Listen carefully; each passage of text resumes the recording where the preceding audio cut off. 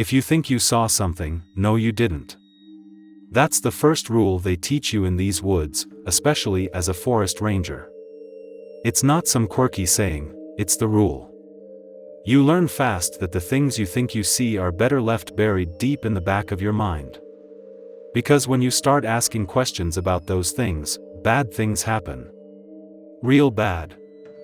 I've been a ranger for almost 5 years now, and I'd like to say that I have a handle on things. The forest is peaceful, a place to lose yourself, to think.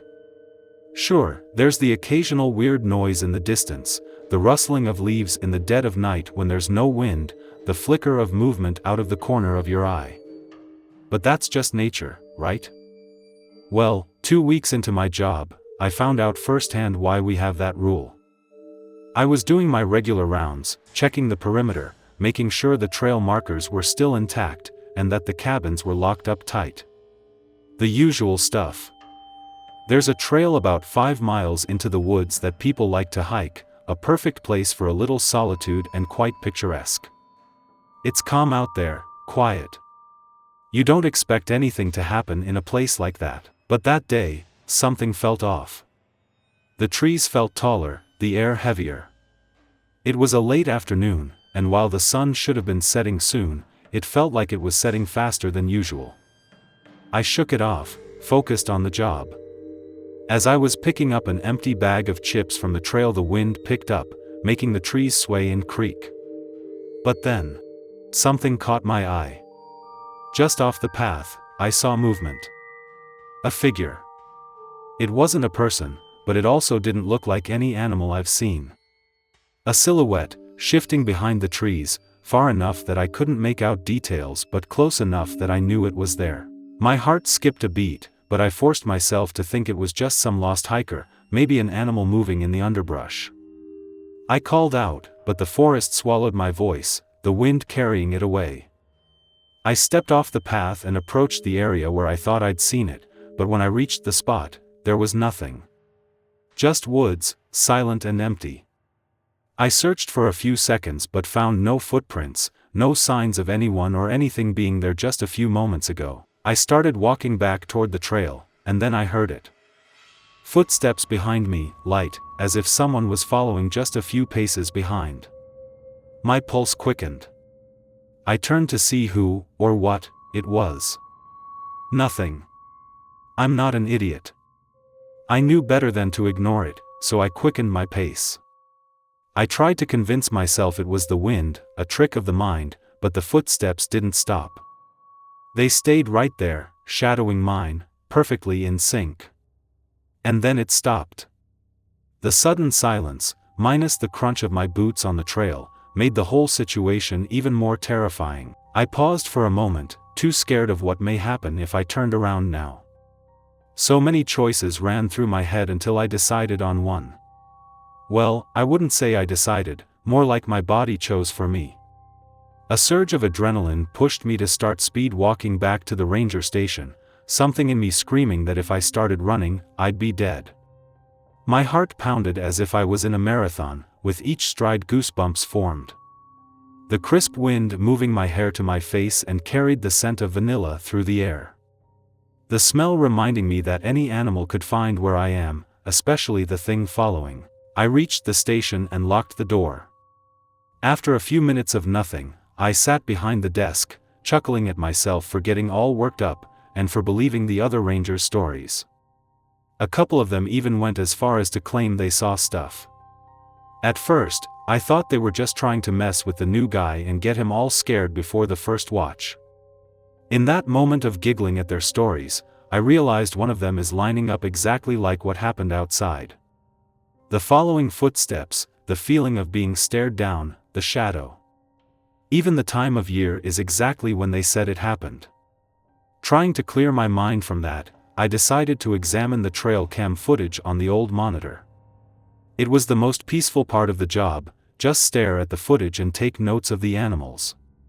A bit too peaceful given the fact I fell asleep in front of the screen for a little. A loud noise jolted me out of my sleep, causing me to fall out of the chair. I picked myself off the floor and walked over to the window to investigate. Flipping on the floodlights outside the cabin, I see a large branch lying just in front of the porch. At first, I brushed it off. It's a forest and branches break all the time, only to immediately remember the fact the station is in the middle of a small clearing. The only way a branch that size would end up here is during a hurricane, and it most certainly was not raining. A multitude of reasons raced through my head, anything that could rationally explain how this hunk of wood got there.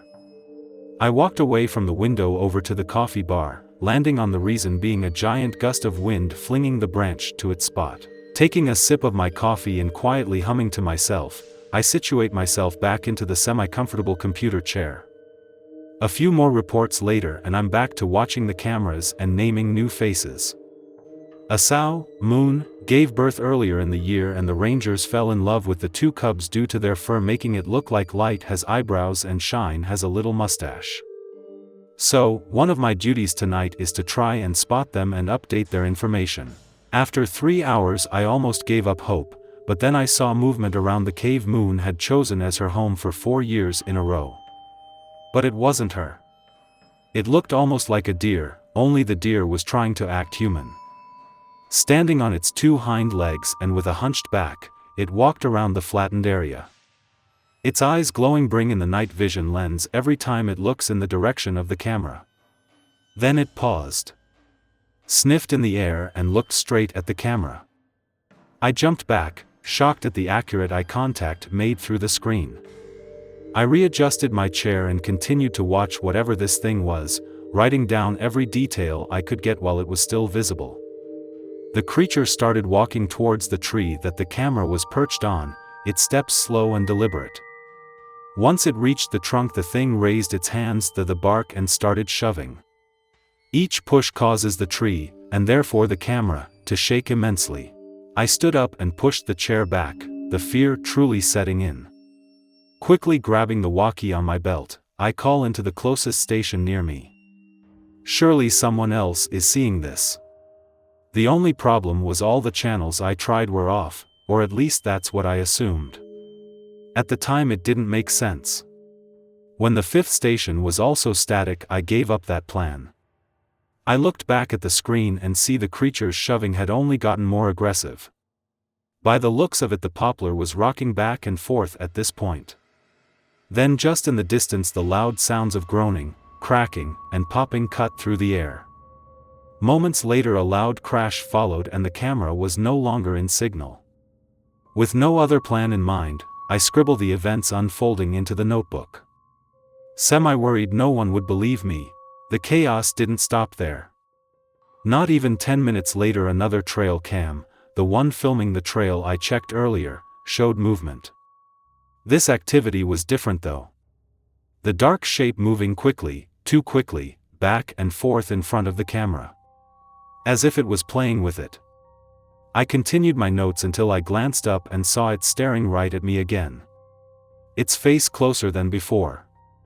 Close enough that I could truly see what creature was out there. It wasn't a deer, not completely anyway. Its head was shaped like a German shepherd's and eyes sat too close at the front of its face, once again glowing in the night vision. The sight of this thing making me scream. I slap my hands over my mouth and stare at the computer screen. The creature was now looking in the direction of the cabin. My eyes clenched shut as a few tears run down my face. The fear taking complete hold of me. Quiet sobs left my mouth as I checked the camera once again. It's gone. You'd expect my reaction to be relief. It was not. To the depth of my core I knew it wasn't really gone. All I could think was, it's coming here. It's coming for me. I started rummaging through the drawers of the desk, wincing at every squeak of the steel as they open. In the left bottom drawer I found an spiral notebook with no cover page, the first thing written talking about specific animals to avoid due to temperament. I almost tossed it aside but the loose cover page at the bottom of the drawer caught my eye. In case of all emergencies, at this point anything could help, plus this should count as one of the emergencies. Right? Thank God for whoever was looking out for me because the second page in the notebook I learned there is a specific flare gun behind the antique picture of the forest. I run over to the wall and take down the picture, setting it on the mantel of the fireplace. And just like the notebook said, a small recessed shelf hidden behind the picture held a red flare gun with 3 rounds sitting next to it. Realizing I neglected to read what to do with the flare, I hurry over to the book again and see at the bottom in red, "In the case of unique emergencies, fire 3 shots into the sky." The sound of leaves crunching loudly catches my attention and breath. I stand there, paralyzed in terror, unsure of what to do. I can't go outside. I can't fire it in here. If I open a window to fire, it will definitely get to me before I could shoot the second, let alone the third. The lack of options getting to my head, I began to pace back and forth. Then the steps outside stilled, replacing the sound with jagged breathing. Through the monitor I can see the creature was standing in the middle of the small gravel parking lot, staring at the station with its head tilting ever so slightly. I run into the back office, flare gun and cartridges in hand, and lock the doorknob and the 2 deadbolt locks. I always thought these were for bear attacks. But it seems situations like these have happened before. Looking around the tattered office, I hope to find anything that could help me. I noticed that the light hadn't been turned on and look up to see a skylight with a small black handle. I grab the step ladder and reach for the handle to see which way it opens. Twisting it slowly, I gently push up and it doesn't budge. The bookcase in the office was at the perfect height and spot to sit with your foot on the step stool for balance, so I did just that. I pushed a little harder but it still didn't budge. On a whim I tried pulling it open and it worked. Pulling the cartridges out of my pocket, I open the window just enough to aim the flares at the sky. I load the first one and aim it at the moon. 1 down. With the other 2 in my hand, I quickly reload another cartridge and squeeze the trigger. 2. 1 more to go. The sound of a loud stomp from the roof almost caused me to drop the last round. I quickly caught it and shoved the round into the flare gun, the sound of heavy footsteps nearing me raising my adrenaline and causing me to shake. I aim at the moon again and pull. Last one, help is coming. I slam the window shut and twist the handle to lock just as the creature jumped into view. It stared at me through the glass, its eyes wide enough to see the whites. The thing opened its mouth into what I can only assume was a smile, revealing unnaturally sharp teeth, opened its mouth and let out a scream I would describe as a shrieking whistle. I cower and end up falling off the bookshelf, my landing cushioned by the scattered reports and other papers. Groaning, pull myself into the fetal position and wait for one of 2 things. 1. Help comes and somehow rescues me. 2. This thing makes me its next meal. The sound of hooves slamming on the glass had me leaning toward the latter being more realistic. I rock myself, each slam of its hooves making me wince. It didn't take long for the sound of the glass starting to crack to fill the air. I hold my breath, unprepared for what horror lay in store. Then I heard it. The sound of multiple vehicles from all around the cabin swiftly pulling up and the stomping stopped. Sounds of car doors slamming and 3 gunshots rang in the air. I looked up at the skylight and the creature was gone. The rangers from the other station banged on the front doors. It took me a minute to compose myself, then I let them in. Immediately they asked me what happened. I told them everything that happened as best I could and showed them my notebook for my details. I asked what that thing was and they said it's best if I don't ask things I don't want to know. Next time, ignore it. A ranger chuckled out and playfully threw his arms on my shoulders. Remember the golden rule, if you think you see something, no you didn't. I live by those words and have kept out of trouble, for the most part, these past years. So, if you're reading this, consider it as an example of why we have this rule. And good luck.